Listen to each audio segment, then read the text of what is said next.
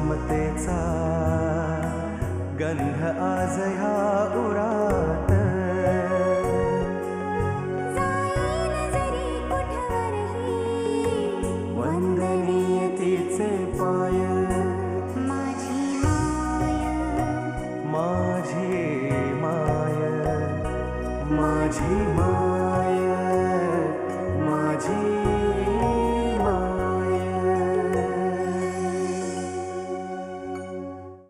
माझी आय आणि माझी माय. होय, मला दोन आया. एकीनं जन्म दिला म्हणून जन्मदा आणि दुसरीनं सगळं काही केलं म्हणून सर्वदा. आपल्या मुलांवर प्रेम करते ती आई आणि जी दुसऱ्याच्या मुलावरही आपल्या मुलांप्रमाणे प्रेम करते ती माऊली. काय सांगू तुम्हाला, आईचं अचानक जाणं तुषारला पोरकं करून गेलं खरं, पण एक अशी माऊली त्याच्या आयुष्यात आली जिनं आपल्या मुलाच्या मित्राला अगदी बेताच्या परिस्थितीतसुद्धा त्याच्यावर मायेचं पांघरूण घालून पुत्रवत प्रेम केलं. स्वामी तिन्ही जगाचा आई विना भिकारी असं आज मागे वळून पाहताना मला अजिबात वाटत नाही, कारण माझी आई माझ्यासोबतच आहे काकीच्या रूपानं, असं सांगणाऱ्या तुषार देशमुखची माय नीना म्हात्रे, माझी यशोदा माय. आज माझी माय या निमित्ताने मला माझ्या आईबद्दल आणि माझ्या आईच नाही तर मला दिलेल्या माया आणि खरोखर एक माझी माय ह्या दोन्हीबद्दल मला एक बोलायला खूप छान संधी मिळाली आहे. आणि थोडक्यात माझी आई म्हणजेच सौ प्रीती देशमुख, जिनी असंख्य वेदना, असंख्य परिस्थिती म्हणजे खूप कठीण परिस्थितीतनं तिने नेहमीच तिचे दिवस सहन केले, पण त्या कोणत्याच कठीण प्रसंगामध्ये मला एक साधी झुळूक देखील तिने कधी सहन करून दिली नाही. कारण प्रत्येक वेळेला तिने जे काही परिस्थिती होती त्या प्रत्येक परिस्थितीला आपला मुलगा कसा सुखी राहील ह्याचाच नक्की प्रत्येक वेळेला प्रयत्न केला. आणि त्याच प्रयत्नाला मी खरोखर माझ्या आईला खूप मानतो. पण म्हणतात ना की देवाची करणीच वेगळी असते. त्याच बाबतीत असं झालं की माझ्या आईचे खरोखर ज्या वेळेला चांगले दिवस येणार होते, कारण तिने खूप असंख्य कष्ट घेतले होते, पण जेव्हा तिचे चांगले दिवस येणार होते त्याच वेळेला देवानी एक मोठा आघात आमच्यावरती ओढवला आणि तो म्हणजे 93च्या बॉम्बस्फोटमध्ये माझ्या आईचं निधन झालं. आणि ते निधन फक्त माझ्यासाठी नाही तर माझ्या पूर्ण कुटुंबासाठी एक खूप मोठा आघात होता. आणि त्यावेळेला खऱ्या अर्थाने आई काय असते आणि आईचं प्रेम काय असतं हे मला जाणवलं. आणि नुसतं जाणवलं नाही तर मी दरवेळेला एकच प्रयत्न केला की माझ्या आईनी जेव्हा ती हयात होती त्यावेळेला तिने माझ्यासाठी काय कष्ट केले, तिने काय प्रेम केलं, आणि ज्या वेळेला ती माझ्यात नव्हती त्यावेळेला माझ्यावरती ओढवलेले प्रसंग कसे होते ह्याचा मी खरोखर एक उत्तम असं उदाहरण तिच्याकडनं शिकलो. पण म्हणतात ना की एखादी गोष्ट घडायची असेल तर आपण बरंच काही तिच्याकडनं शिकतो. तसा प्रकार झाला की तिने मला दरवेळेला मला एक शेफ व्हायचं होतं, हे तिचं एक खूप मोठं स्वप्न होतं. म्हणून ती जेव्हा एखादा पदार्थ बनवायची तेव्हा तो पदार्थ कसा बनवतायत किंवा कसं शॉपिंग करायचं, कसं मार्केटिंग करायचं हे प्रत्येक वेळेला तिने तिच्या बाबतीमध्ये मला कायमच शिकवत राहिली. आणि या सगळ्या प्रसंगामध्ये ज्यावेळेला खऱ्या अर्थाने मला माझी आईची कमतरता जाणवायला लागली त्यावेळेला एक अद्भुत अशी गोष्ट घडली की मी माझ्या कॉलेजच्या काळामध्ये माझा मित्र योगेश म्हात्रे ह्याच्याशी माझा संपर्क झाला आणि आईनी एक देणगी दिली. तसा प्रकार झाला की आई माझ्यात नाही पण खरोखर तिची सावली तिला माझ्यामध्ये सोडायची होती. आणि मला नीना काकींसारखी म्हणजेच माझी आई आणि खरोखर एक माझी माऊली आणि खऱ्या अर्थाने त्यांनी मला जी साथ दिली, स्वतःला 2 मुलं आणि खरोखर ज्या परिस्थितीमध्ये दोन्ही मुलं कॉलेजच्या काळामध्ये आणि त्या कॉलेजच्या काळामध्ये जेव्हा योगेशनी मला त्यांच्या घरी आणलं आणि त्यांनी माझी परिस्थिती काकींना सांगितली त्यावेळेला कुठेतरी एक क्षण असा होता की माझ्या आईनी त्यांच्या रूपात एक माऊली माझ्यापर्यंत पोचवली आणि आज कायम ती माऊली माझ्या पाठीशी आहे.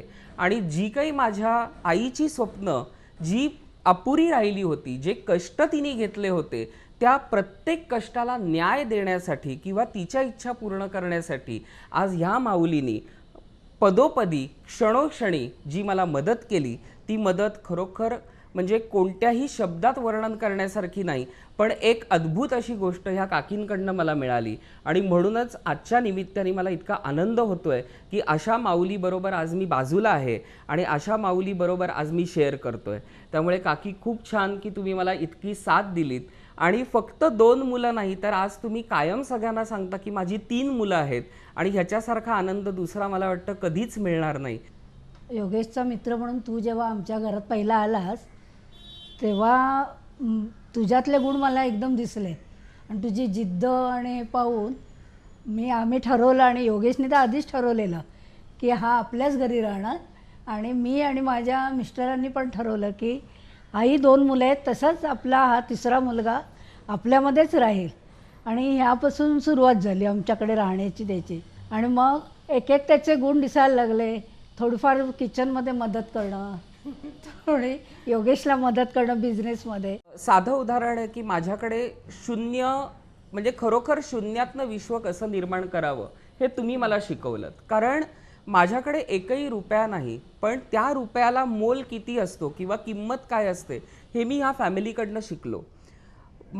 मी आणि योगेश 50% पार्टनरशिपमध्ये बिझनेस व्हावा ही फक्त तुमची आणि तुमची एक स्वप्न होती की कुठेही तुषारकडे जरी पैसा नसला तरी तो माझ्या मुला इतपतच बिझनेसमध्ये पार्टनर असेल.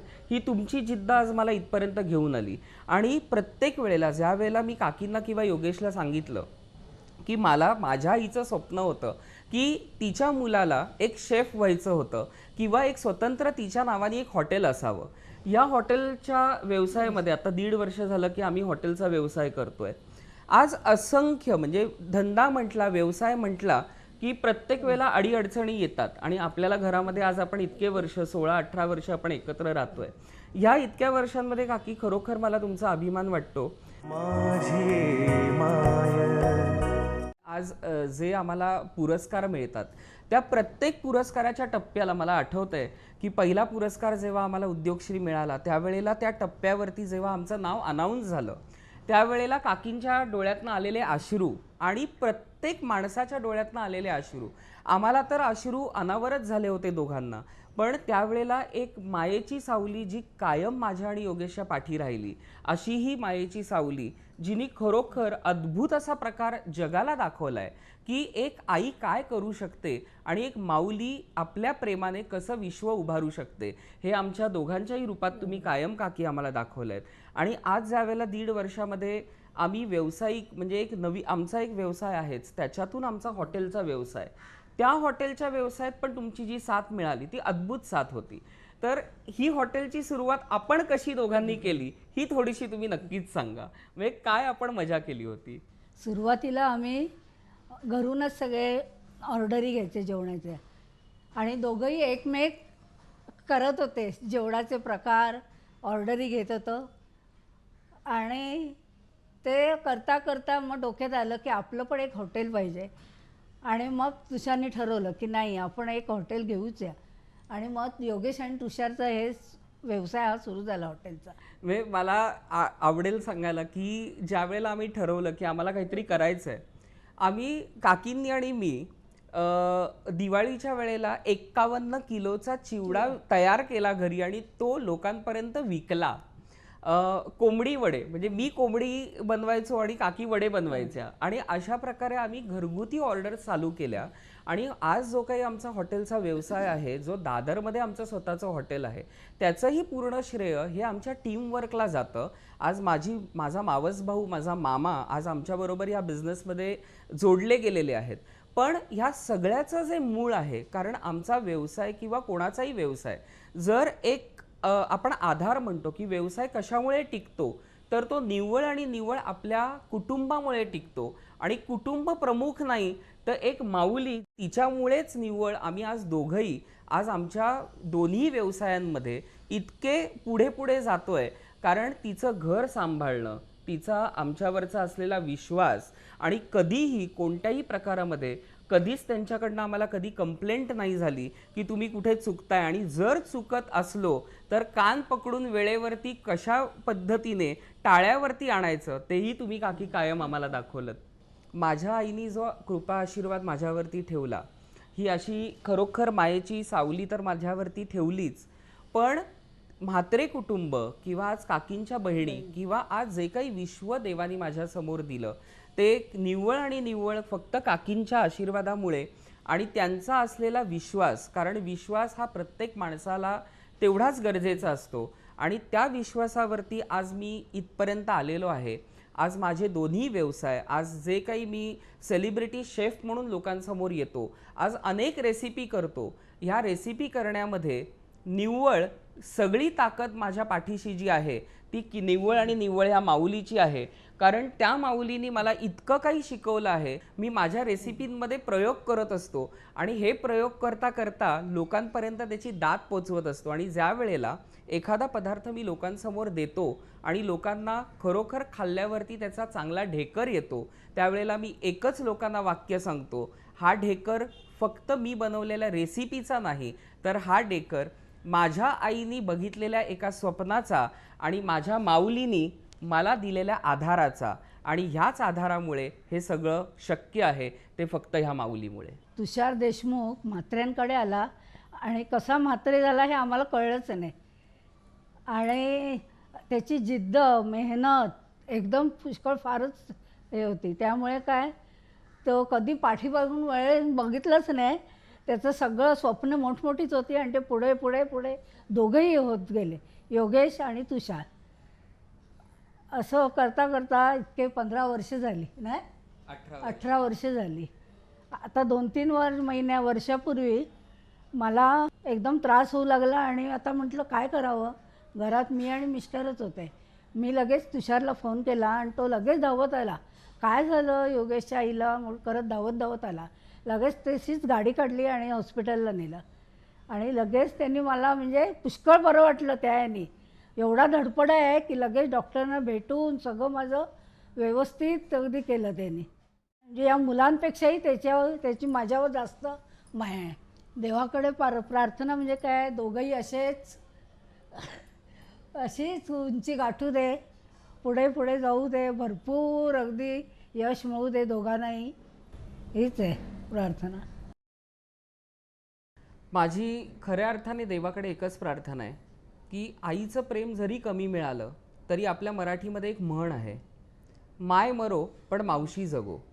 ती खरोखर इतकी छान म्हण आहे, कारण प्रत्येक आपल्या संस्कृतीमध्ये म्हणजे जे काही आपल्या पूर्वजांनी लिहिलेलं आहे किंवा जे मानलेलं आहे ते मी अनुभवतोय आणि त्याच अनुभवातनं मी हे खरोखर ही म्हण जी आहे ती सार्थकी माझ्या आयुष्यात ठरली की माझी आई जरी नसली तरी मला देणारी जी माया करणारी आज जी माऊली मला मिळाली ती खरोखर माऊली.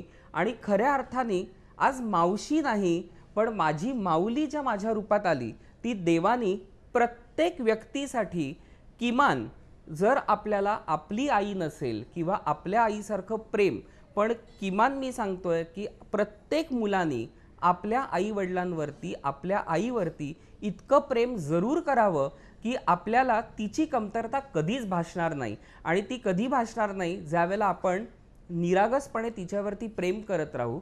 तिने केलेल्या प्रत्येक गोष्टीचं सॅक्रिफाईस हे आपल्याला लक्षात येईल. माझी ईश्वराकडे प्रार्थना आहे की आई ही प्रत्येकाला मिळालीच पाहिजे आणि आई नाही तर आईसारखं प्रेम करणारी माय तरी आपल्याला मिळाली पाहिजे, जी मला माझ्या देवानी दिलेली आहे, माझ्या मित्रांनी दिलेली आहे. आणि या सगळ्यासाठी मी देवाकडे तर आभार मानतो. तत्व एकच दैव